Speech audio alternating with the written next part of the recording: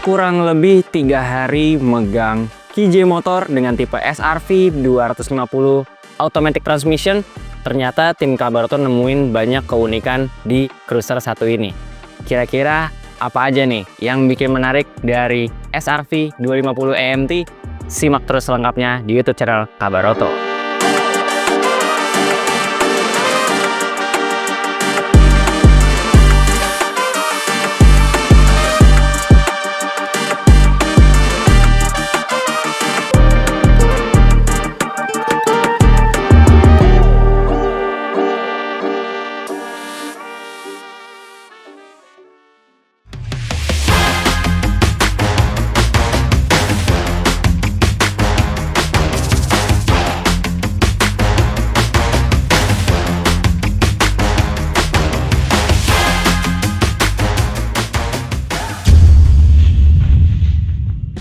Ya Sobat Kabaroto, jadi di samping gue ini udah ada KJ motor dengan tipe SRV 250 EMT. Nah, ini motor kita ambil sekitar 3 hari yang lalu dari dealer KJ motor di daerah Kebonjeruk. Dan setelah dipakai ternyata ini atau Cruiser 1 ini punya beberapa keunikan. Nah, gue pengen breakdown satu-satu. Yang pertama, jelas nilai jual utama dari SRV 250 EMT ini adalah transmisinya yang cukup unik. Kalau lo kira di kiri ini adalah sebuah handle coupling, salah besar. Ini adalah rem dua-duanya. Dan motor ini secara menakjubkan adalah sebuah matic. Tapi bisa kalian operasikan juga transmisi manualnya. Gimana caranya? Ini dia. Kunci utamanya ini kita coba colokin. Dan disinilah letak dari tuas untuk perpindahan transmisinya. Dan di sini kalian bisa juga setup juga untuk versi matic ataupun manualnya. Dan kalian nggak perlu mainin kopling lagi, karena kalau kalian lihat di kiri sudah tidak ada tuas apapun sama sekali, dan hanya ada footstep yang surprisingly dengan postur gua 180 up sedikit, ini masih sangat nyaman riding positionnya. Nah, kalau misalkan kalian mau main di versi manual, kalian tinggal ubah aja ke mode M atau manual. Sedangkan yang D ini untuk versi matic-nya. Bagaimana sistem kerjanya? Jadi, total KJ motor SRV 250 ini punya 6 speed.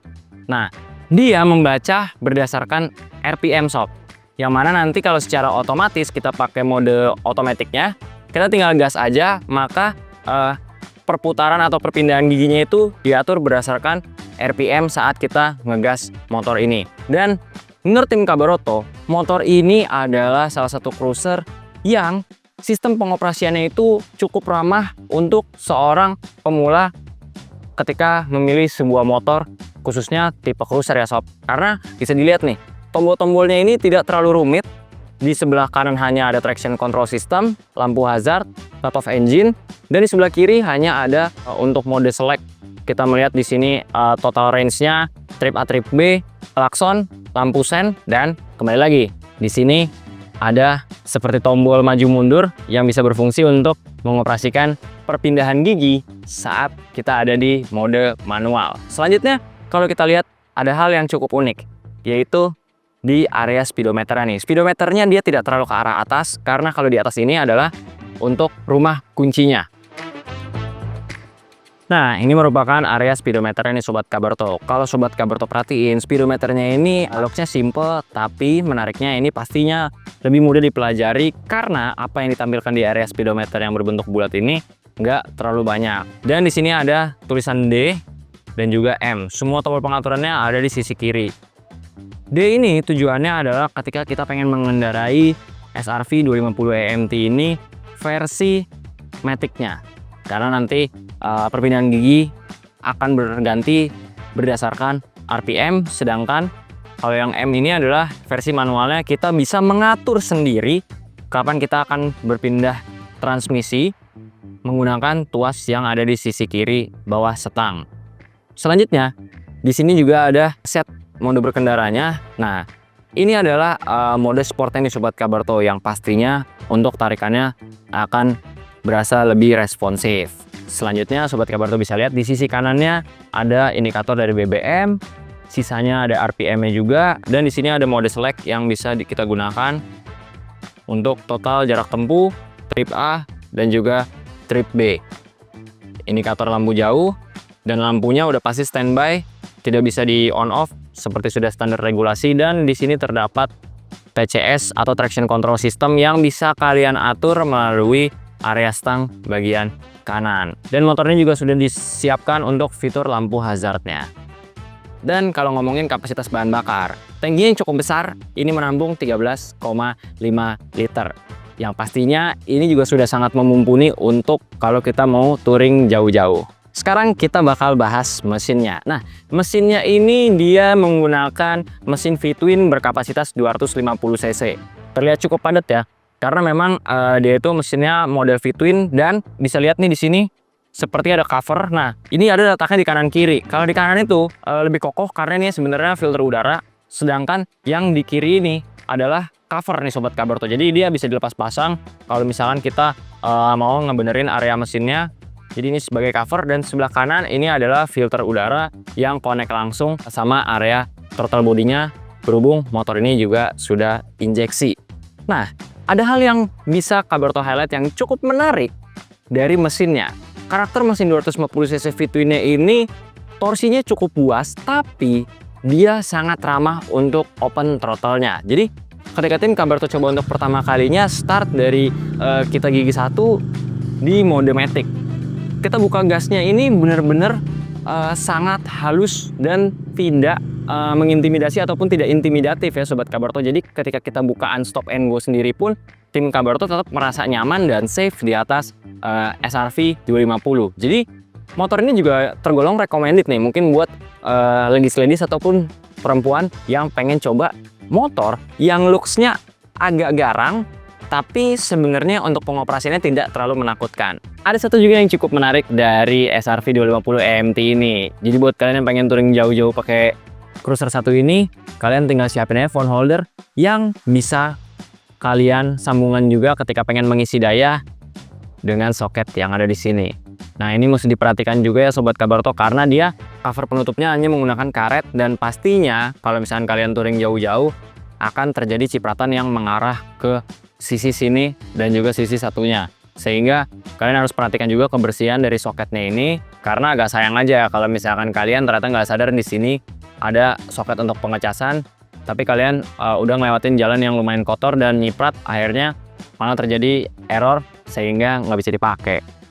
Poin selanjutnya adalah kalau misalkan kita ngomongin ramah terhadap pengendara perempuan ataupun orang-orang yang mungkin posturnya tidak terlalu tinggi, bisa kita lihat nih, area joknya ini sangat ramah banget. Dengan postur gua 180 up sedikit, ya sudah pasti untuk sebuah cruiser yang pasti ground clearance-nya tidak terlalu tinggi alias rendah, gue udah pasti napak. Cuma based on data, dengan orang yang postur 160 up ataupun bisa kita kategorikan sebagai posturnya orang Asia pada umumnya, tinggi joknya ini pun sangat enak untuk dikendarai dan juga untuk napak, karena tinggi joknya sendiri aja adalah 700 mm. Dan bisa kita lihat juga nih Sobat Kabarto, ground clearance sendiri dia ini tergolong rendah. Seperti kita tahu untuk tipe-tipe cruiser memang pastinya ground clearance-nya juga cukup rendah. Dan ini dia nih, footstep-nya sendiri dibuat dengan posisi nyaman, yaitu dibuat sedikit agak maju ke depan supaya kita pengemudi bisa menempatkan kaki dengan lebih nyaman ketika menggunakan SRV 250. Gua akan coba demonstrasikan. Jadi ini adalah riding position, dan kita akan menaruh kaki di sini sob. Jadi cukup nyaman banget. Apalagi ditambah kita nggak perlu lagi untuk menyongkel dari tuas kopling karena semuanya sudah ada di area atas. Nice banget emang SRV 250 EMT ini. Selanjutnya nggak adil rasanya kalau kita cuma nge-review cuma dari posisi berkendaranya aja. Sedangkan kalau kita lihat di samping ini ada jok untuk penumpang. Ya memang tidak terlalu luas, tapi bisa kita lihat ini merupakan salah satu fitur pendukung juga buat kalian boncengers yang pengen duduk di belakang. Bisa dilihat ukuran joknya nggak terlalu besar, tapi ini cukup mumpuni banget nih. Dan kalau kita lihat juga area bawahnya ini masih ada lebihan bodinya juga. Jadi ketika berkendara ataupun riding dalam posisi hujan, boncengers pun ya setidaknya hanya minim lah kecipratannya. Tapi yang agak disayangkan dari motor ini adalah tidak adanya behel ataupun pegangan, sehingga otomatis kita harus lebih berhati-hati ketika boncengan, dan mungkin kita hanya bisa sedikit mengandalkan dari belt yang ada di area jok ini, ataupun sekalian kita berpegangan pada rider. Dan kalau misalnya kita lihat ke belakang, knalpotnya ada 2 sob karena dia mesinnya V-twin. Dan untuk suspensinya sendiri bisa dilihat nih, dia modelnya yang agak rebah. Nah, selanjutnya ada yang menarik.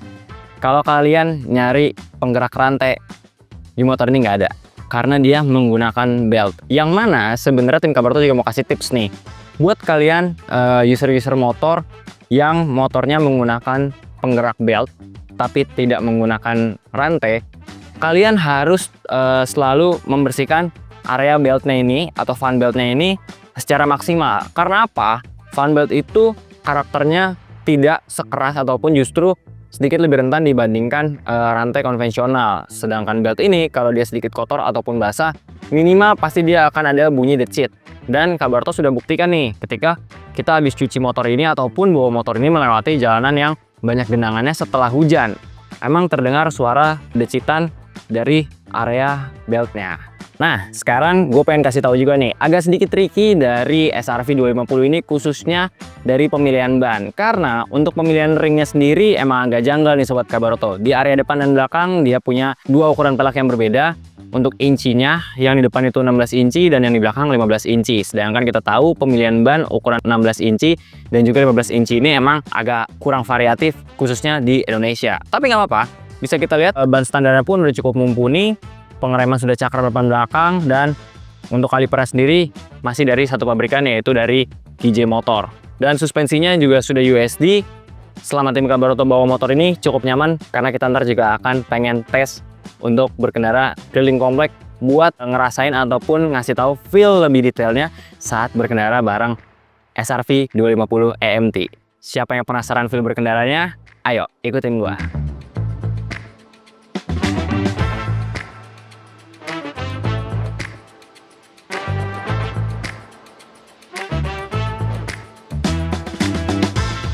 Oke Sobat Kabarto, jadi sekarang saatnya kita melakukan review terhadap KJ Motor SRV 250 AMT.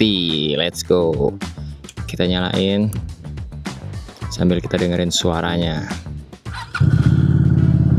Nah, ini suara idle-nya nih.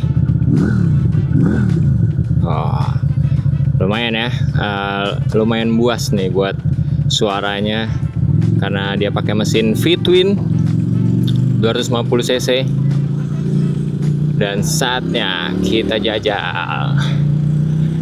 Oh ya, gue juga mau kasih tahu ke Sobat Kabarto, jadi kita lagi pakai produk dari Rabbit and Wheels buat yang short sleeve-nya.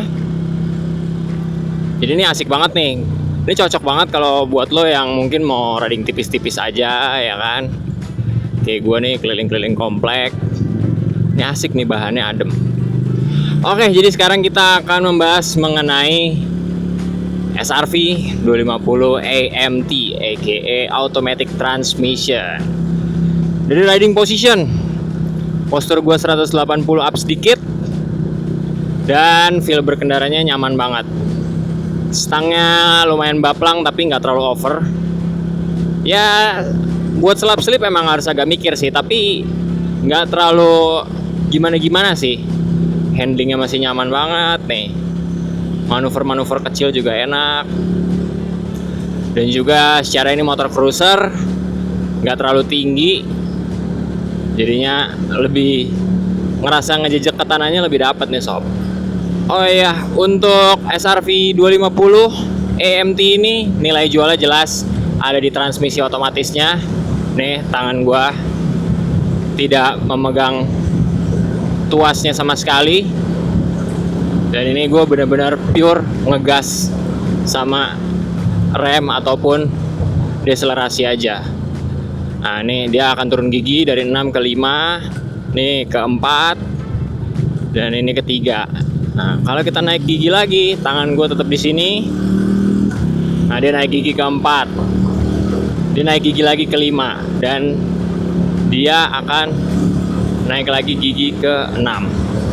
Nah, So far selama 3 hari gue bawa motor ini, yang mungkin harus agak dinotis adalah saat perpindahan gigi secara otomatisnya sob. Kenapa? Perpindahan giginya secara otomatis ini karena dia menggunakan sistem electrical, ngebacanya lewat RPM ya kan. Tim Kabarto merasakan belum sesmooth layaknya manusia yang mengoperasikan kopling pada umumnya ataupun di motor kopling pada umumnya. Jadi masih ada kerasa kayak sentakan ya Sobat Kabarto. Jadi misalnya kita sekarang di gigi 3 nih, kita pindah ke 4, nah itu agak ada berasa sentakannya. Begitu juga ketika kita lepas gas ataupun deselerasi, dia akan turun dari 6 ke 5. Nah kalau untuk deselerasinya sendiri sedikit lebih halus. Tapi kalau bisa dikategorikan ini seperti orang abis engine brake tapi langsung dibuka aja koplingnya gitu, nggak dibuka secara halus sedikit-sedikit. Tapi so far 3 hari bawa motor ini benar-benar nyaman banget. Dari riding positionnya ya kan, di area kaki, footstepnya ini pun benar-benar lebar banget, handlingnya nyaman, spion bawaannya juga visibilitasnya oke. Dan untuk bobot masih aman banget ya, dia ada di 160 kiloan.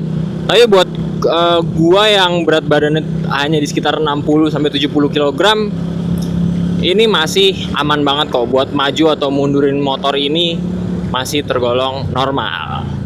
Nah sekarang kita mau coba pakai mode manualnya. Kita tinggal pencet tombol aja di sisi kiri stang. Nah kita sekarang di gigi 2. Nah dia kalau kita nggak ganti dia akan tetap main nih. Tapi kalau kita ganti, nah jadi ini enaknya kita bisa ngatur sendiri tanpa perlu nginjak atau mencet kopling sama sekali. Ya gampangnya kayak kita bawa motor gigi biasa ya.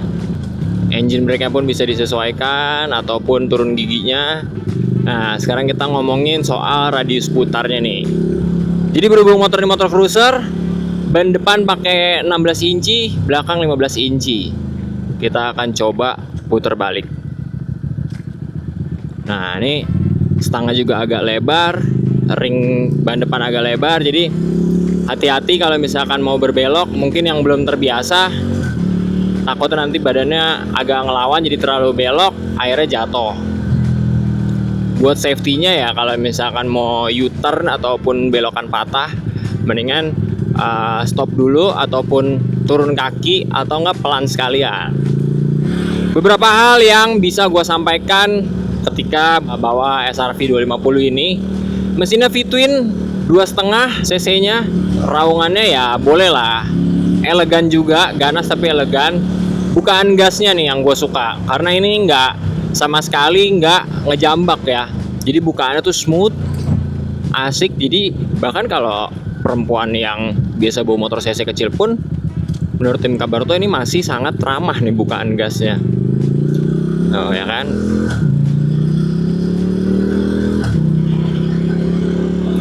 Asik lah. Cuma yang perlu diperhatikan adalah ketika Sobat Kabarto bawa SRV 2,5 di macet-macetan. Nah ini yang perlu dinotis. Sampai tim Kabarto bawa kondisi macet-macetan, ini berasa panasnya. Tapi kalian bisa juga lihat radiatornya juga ataupun pendingin udaranya ada di depan. Ditambah juga ada fan juga nih sob, fan tambahan yang dia bakal nyala secara otomatis kalau misalkan sudah terlalu panas.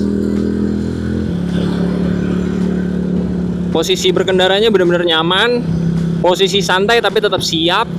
Dengan postur gue yang 180 up ini, kalau misalkan mau nikung santai kayak gini pun masih nyaman, masih asik lah buat dipakai, bahkan untuk bepergian jarak jauh. Tapi kalau untuk boncengers, mungkin kalian harus coba berpikir 2 kali karena joknya di belakang nih nggak terlalu luas dan nggak ada behel pegangan sama sekali. Jadi kalian otomatis harus langsung pelukan sama rider.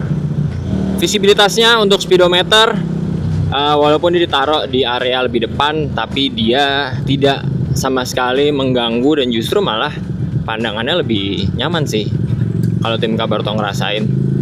Kita sekarang lagi di mode matic-nya nih ya kan. Untuk di mode matic-nya sendiri, ini pure pergantian gigi dilakukan based on RPM. Tangan di sini, di kaki nggak ada yang diinjak sama sekali, full ngegas, ngerem ataupun deselerasi aja sudah cukup. Nice. Nah, dia tengah ke atasnya ngisi banget nih sob. Nah, jadi bukaan awalnya tidak terlalu intimidatif, tapi kalau misalkan lo mau coba agak ngepol di tengah ini asik sih.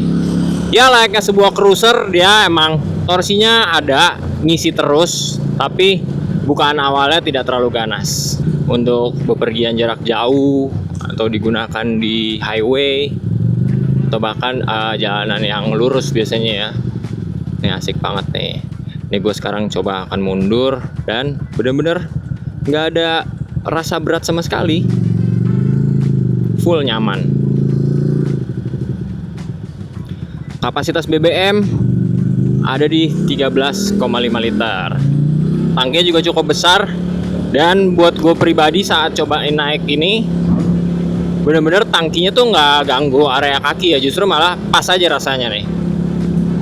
Oke sobat Kabaroto, segitu dulu review ataupun test ride dari KJ Motor SR-V 250 AMT Automatic Transmission. Jangan lupa klik like, komen, dan subscribe, dan pastinya pantengin terus YouTube channel Kabaroto karena kita akan selalu review apapun seputar otomotif. Sampai ketemu di review selanjutnya. Gue Dion pamit undur diri. Bye.